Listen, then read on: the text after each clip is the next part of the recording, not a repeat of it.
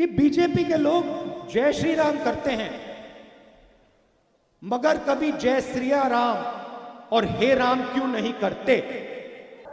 कितने हैं भाई? क्या आपके रावण के जैसा 100 मुख है? क्या है?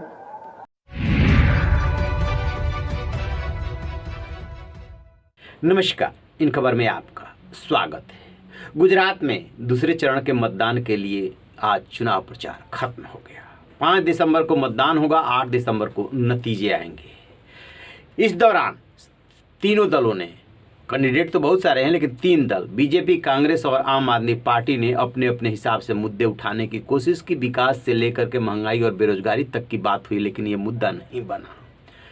मुद्दा यदि बना, यदि इमोशनल कार्ड की बात हुई तो मधुसूदन मिस्त्री ने जो पीएम मोदी की औकात पूछी थी और मल्लिकार्जुन खड़गे ने रावण से जो पीएम मोदी की तुलना की थी, उसे मुद्दा बनाने की कोशिश हुई। इसी बीच राहुल गांधी भारत जोड़ो यात्रा पे निकले हैं और गुजरात चुनाव में भी प्रचार करने गए थे।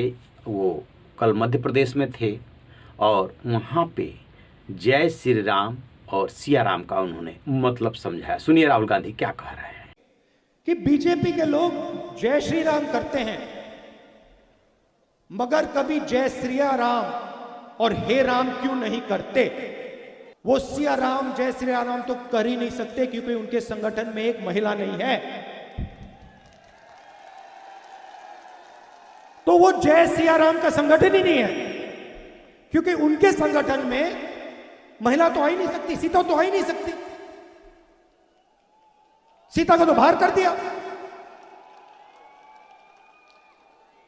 अब ये बहुत गहरी बात मध्य प्रदेश के एक पंडित जी ने सड़क पे मुझे कही। कैसी लगी आपको? बढ़िया लगी?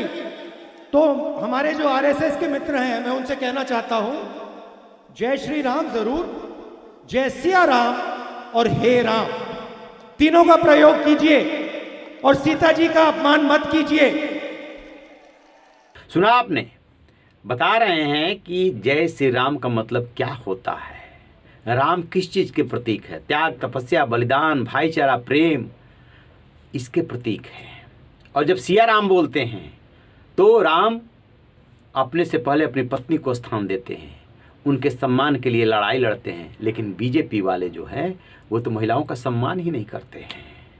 बेरोजगारी है, महंगाई है, महिलाओं के साथ अत्याचार है, जाति है, उस पर बीजेपी वाले चुप हो जाते हैं। यानी कि राम और सिया राम की परिभाषा बताते हुए भी राहुल गांधी ने बीजेपी पे कटाक्ष किया। बीजेपी हो, कांग्रेस हो या अन्य कोई राजनीतिक दल, चुनाव के लिए ये किसी को भी कुछ भी कह सकते हैं।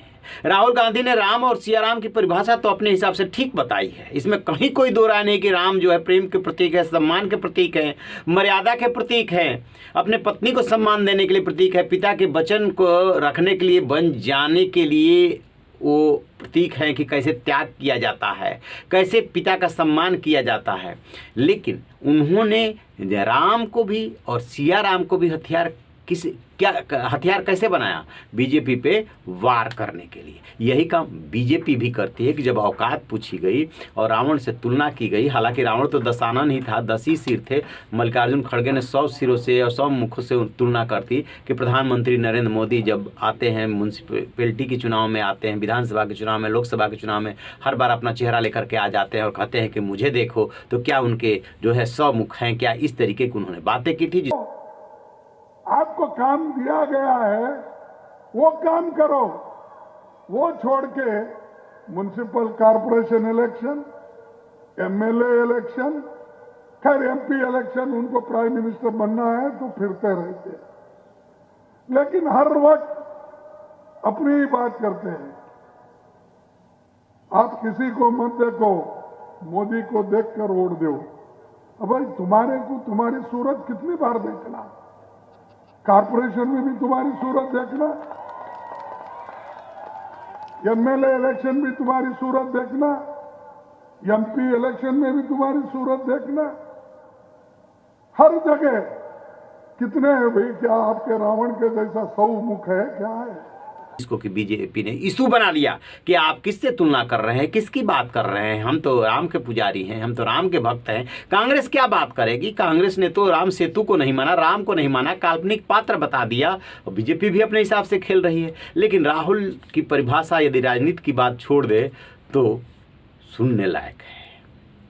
राय खबर देखते रहिए इन खबर। Thank you.